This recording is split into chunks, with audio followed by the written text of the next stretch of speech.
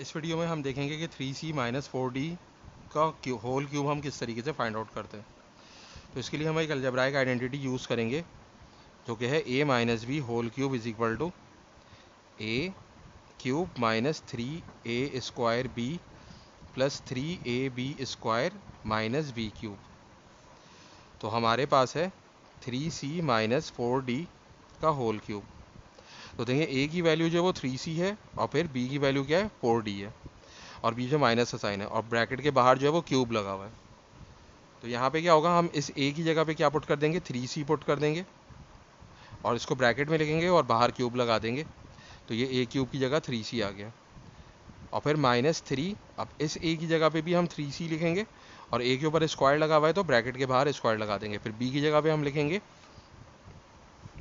4d और फिर plus 3।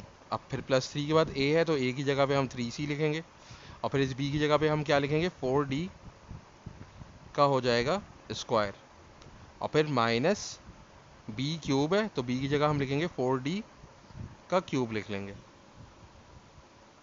तो अब देखें हम इसको जब हम ओपन करेंगे तो 3 का क्यूब क्या हो जाएगा 27 हो जाएगा और c का क्यूब क्या हो जाएगा c क्यूब हो जाएगा।